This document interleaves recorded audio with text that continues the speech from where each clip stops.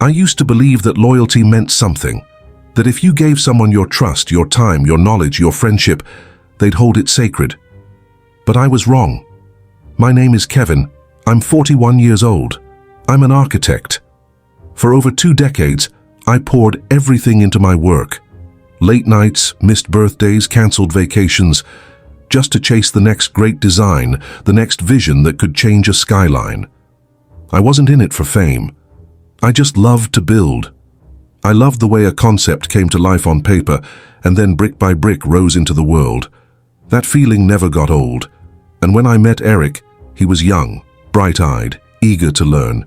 He reminded me of myself when I first started. I saw talent in him, raw and unshaped. But more than that, I saw someone who needed a chance, so I gave him one. I took him under my wing, taught him the ins and outs, let him sit in on client calls, walked him through projects I had spent years developing. Not just because I needed the help, but because I genuinely believed in paying it forward. He became like a younger brother to me. And in this business, where egos are bigger than buildings, that kind of bond felt rare. But trust, it's a dangerous thing in the wrong hands. I didn't see it at first. The little things, the questions that didn't quite make sense, the meetings that didn't go how they were supposed to, the excuses, the sudden shifts in tone when clients started acting distant. I told myself it was nothing, that maybe I was just tired, paranoid, too close to everything. Then one day, everything fell apart, and I realized the blueprint I had drawn, the client I had brought in, the very idea I had nurtured for years, they were no longer mine. They were his. And what hurt the most, it wasn't the theft. It was the lie, the betrayal, the cold way he looked at me, like I was just an obstacle in his way. I trusted him, and he nearly destroyed me. When I started out, I had nothing but a sketchbook, a second-hand laptop, and a head full of ideas. I didn't come from money. I didn't have connections. What I had was a stubborn kind of belief that if I worked hard enough, long enough, something would come of it. I took jobs nobody wanted, tiny renovations, garage conversions, kitchen extensions. I said yes to everything. And with every project I learned, I failed, I improved. Slowly, my name started to mean something. Clients referred me, builders respected me. I built a small team, rented a modest office, and started chasing bigger contracts. Nothing fancy, just honest work done right. By the time I was in my late 30s, I had a solid reputation. Not flashy, but solid. People knew me as the guy who kept his word. I didn't cut corners. I didn't promise what I couldn't deliver. That mattered to me. Architecture isn't just buildings, it's emotion, memory, space. It's a silent conversation between people and structure. I believed that, still do. Every line I drew had a reason. Every design had a story. I poured my soul into this. That's why when I met Eric, I saw something familiar. He reminded me of that younger version of myself. Ambitious, unsure, but hungry. He didn't have much experience, but he had questions. Real questions. And more importantly, he listened. That's rare. He reached out to me after one of my talks at a university. Said my story resonated with him. Said he wanted to learn, not just about design, but about the real grind behind it. I respected that. I invited him for coffee. We talked for hours. He was sharp, polite, curious. I liked him immediately. Over time, I let him in. First as an intern, then as a junior associate. I gave him space to grow, brought him into meetings, let him shadow me on big pitches, even gave him small roles on some important designs, and he never disappointed. He worked late, took notes, asked for feedback. He had this way of making you feel like you were investing in something bigger. I started to believe we were building something together, that one day he'd carry the firm forward with the same care I had, that maybe I'd finally found someone who could share the weight. Looking back now, that's the part that stings the most. Not that I trusted him, but that I believed in him. He wasn't just another employee to me. He felt like family. Eric came into my life at a time when I was stretched thin, too many projects, not enough hours in the day, and barely any time left for myself. I needed help, but not just anyone. I needed someone I could trust, someone who cared about the work the way I did, someone who understood that every line on a blueprint means something. And that's how it started. A few sketches here, some help on presentations there. Before long, he was involved in everything. I showed him how I talked to clients, how I handled budgets, how to balance vision with reality. He watched, he learned. He asked smart questions. He stayed late, showed up early. I thought, this is the guy I've been waiting for. We didn't just talk about work. We talked about life. We had lunch together, joked around in the office, shared stories about our families. When my mother got sick, he stepped up without me asking, handled meetings, kept things running, checked in on me more than some of my oldest friends. I was grateful. I told him that. There were nights we sat in the office long after everyone left, just talking about ideas. Buildings we wanted to design, cities we wanted to visit, what legacy meant.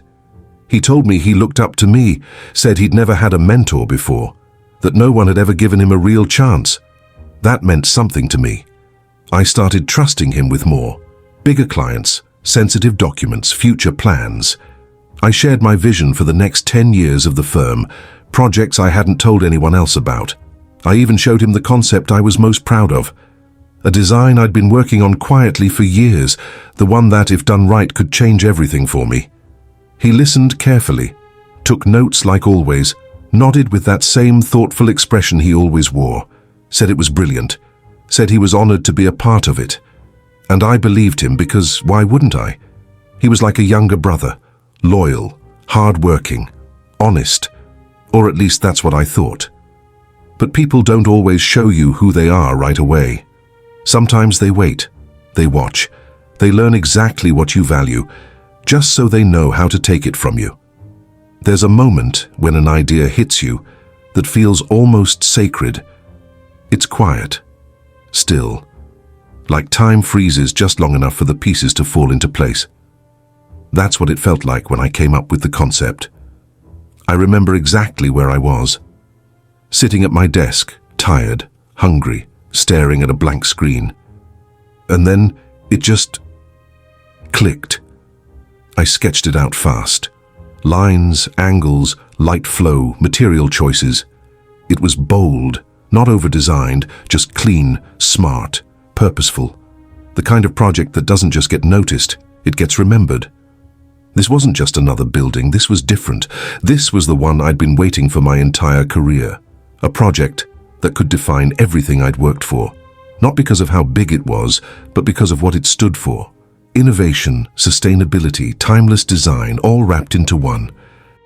I called it The Ridge, a multi-use space that would serve as both a community hub and a symbol of what modern architecture should look like.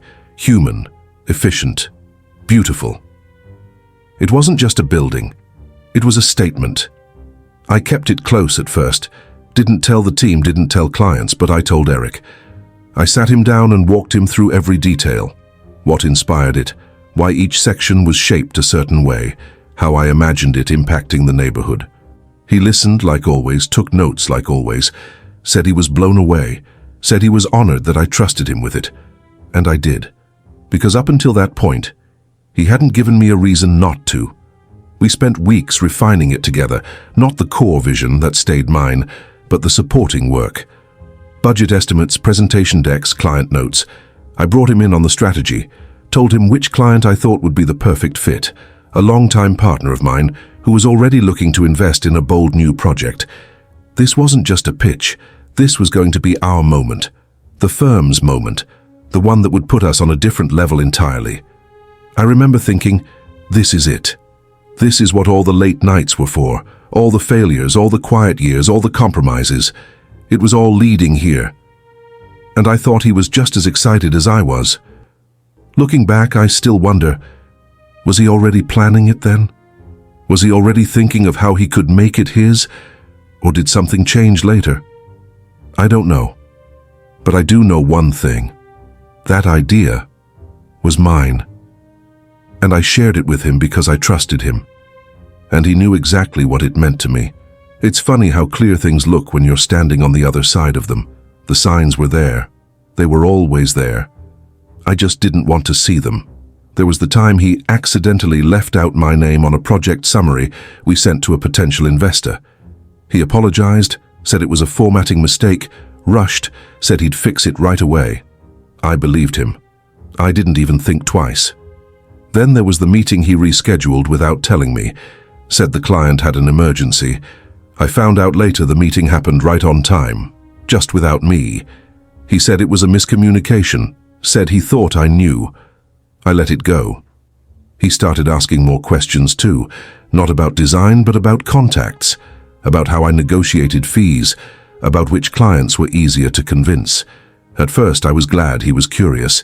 It meant he was thinking long-term, meant he cared. So I answered everything. There was one night, we were working late, going over the Ridge proposal.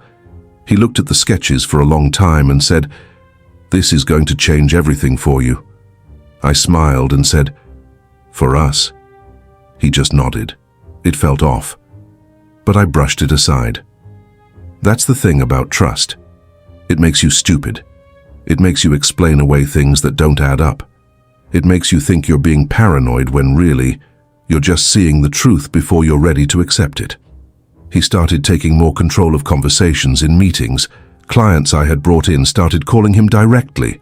I asked him about it once. He said they just reached out with small questions. Nothing serious. I wanted to believe that. I needed to believe that. He was getting more confident, sharper, more polished. I remember watching him lead a client pitch and thinking, he doesn't need me anymore.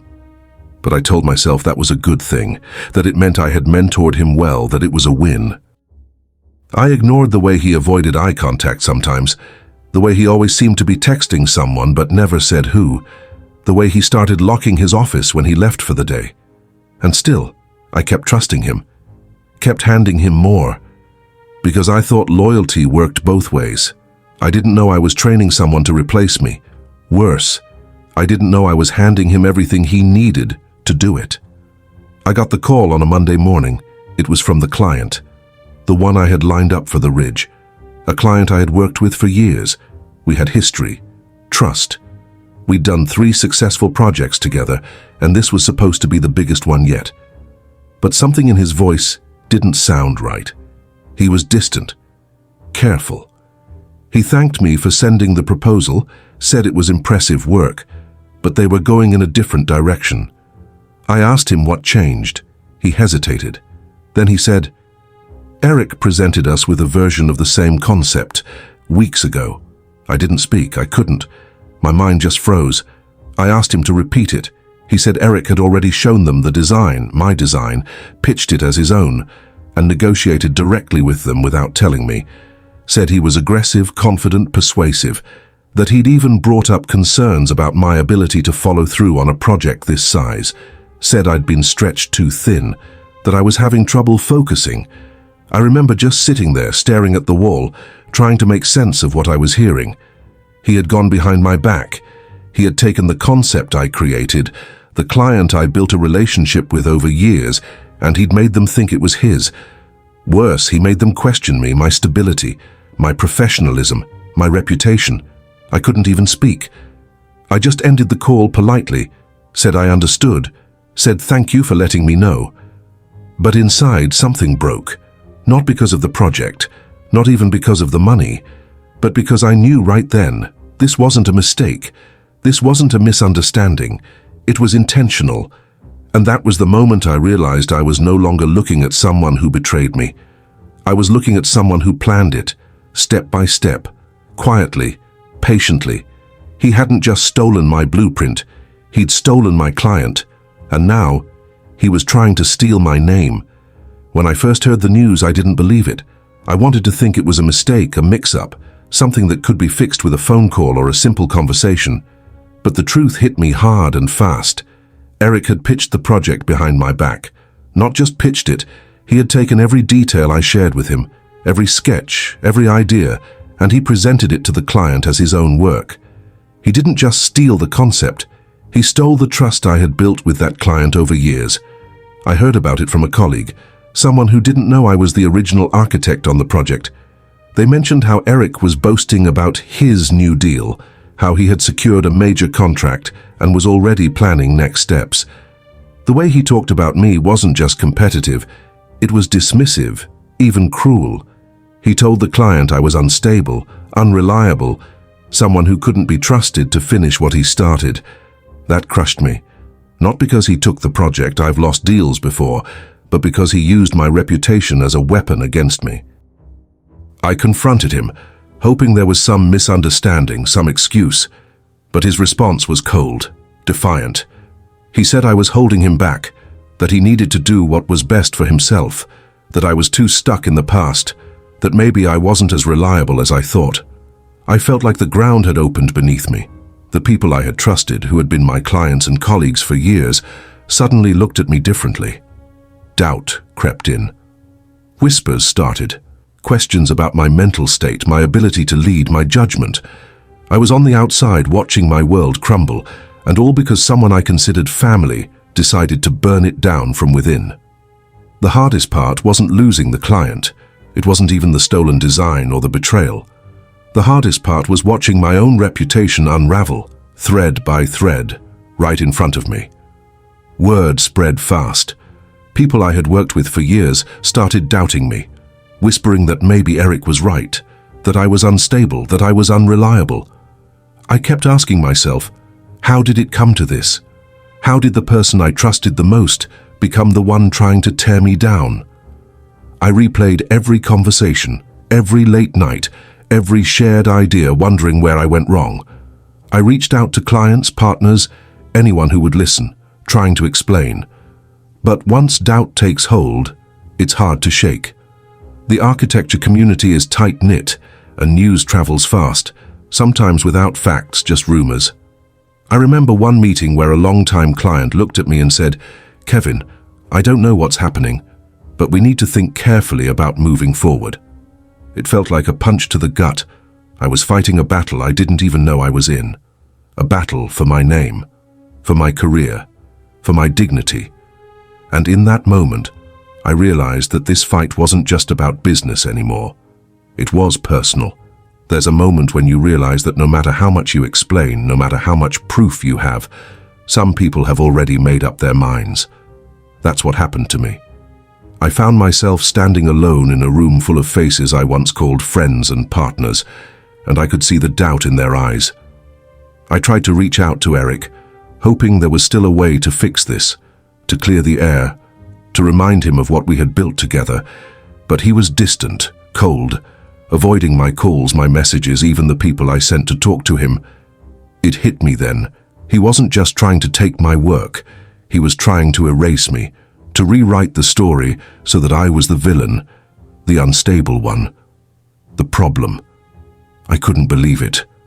I wanted to scream, to confront him face to face, but every attempt felt like I was chasing shadows. The person I had trusted like a brother was slipping further and further away, disappearing behind the lies he spread. I started to question everything, my judgment, my decisions, even my own sanity. How did I miss the signs? How did I let someone get this close only to stab me in the back?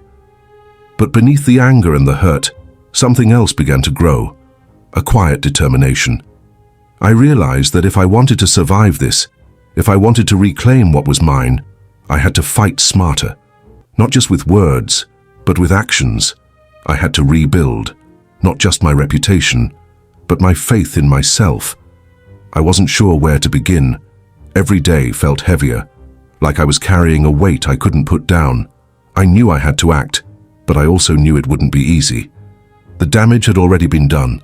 The whispers were louder than ever, and the trust I had built was slipping through my fingers.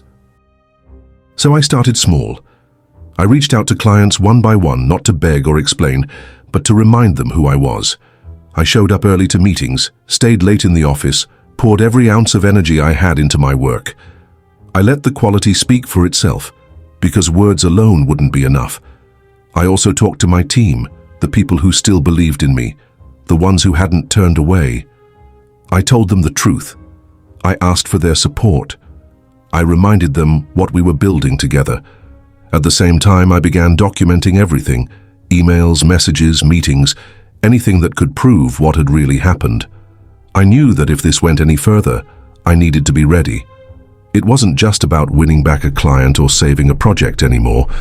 It was about protecting my name, my future, and the work I had dedicated my life to. I was ready to fight back, not with anger or bitterness, but with clarity and strength. Because if I could get through this, I could get through anything. There comes a time when you have to decide what kind of person you want to be. When everything you thought was solid feels like it's crumbling, when people you trusted turn their backs, and when your name is being dragged through the mud, you have a choice. You can let it break you, or you can find a way to rise above it. For me, that moment came not long after the betrayal. I was exhausted, frustrated, and more than a little scared, but deep down I knew this wasn't the end. It was just a new beginning. I started by focusing on what I could control, my work, my integrity, and my relationships with the people who still believed in me. I stopped trying to fight every rumor or defend myself to every doubter. Instead, I let the truth come out slowly, through action and consistency. I threw myself into new projects, pushing boundaries in design and innovation. I reached out to old clients not to beg, but to remind them of the value I brought to the table. I connected with people who shared my vision and understood the kind of architect and person I was. It wasn't easy. There were days when the doubt crept in, when the memories of betrayal stung sharper than ever. But I kept moving forward, because I realized that reputation isn't something others give you. It's something you build brick by brick with every choice you make. And I was ready to start building again. Rebuilding trust is harder than building something from scratch. It takes time, patience, and a kind of resilience that you don't know you have until you're forced to find it. I had to learn that the hard way. After everything that happened, I knew I couldn't just expect people to believe me again. I had to show them, not with grand speeches or promises, but with steady, honest work. I had to be consistent, reliable, and transparent, qualities that I once took for granted, but now had to prove every single day. I began by being open with my clients. I told them the truth, not all at once, but bit by bit as the opportunity arose. I didn't ask for sympathy or forgiveness. I just wanted them to see who I really was, behind the rumors and the hurt. My team was my anchor. They reminded me why I started this journey in the first place. We worked harder than ever, not just to win projects, but to rebuild a culture of trust and respect. I made sure every voice was heard, every idea valued. Slowly, things began to change. New clients came through the door. Old clients reached back out. People started to see me again. Not the version that had been dragged through the mud, but the architect I had always been. It wasn't overnight. It wasn't easy. But it was worth it. Because sometimes the hardest fall can lead to the strongest rise. There's a lesson I learned through all of this, one that I wish I had known from the very beginning. Trust is fragile. It's precious.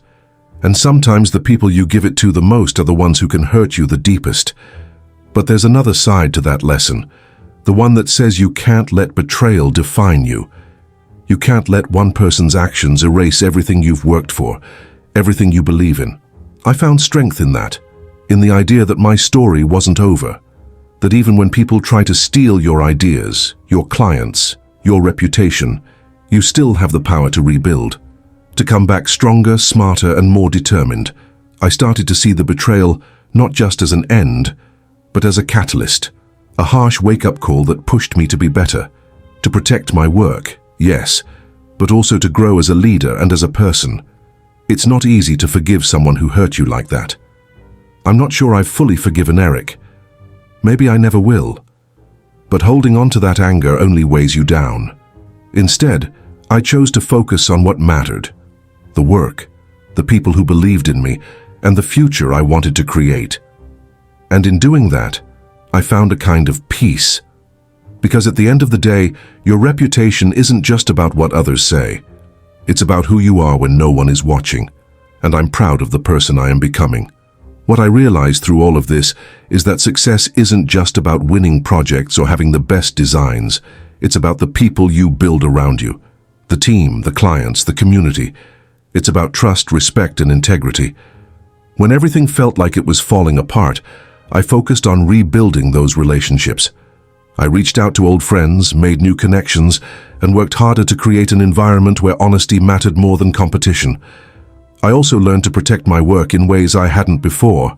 I set clearer boundaries, documented every step, and made sure that my ideas were recognized.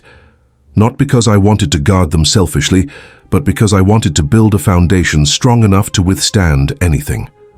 And slowly, things began to shift. Projects came back. Clients returned.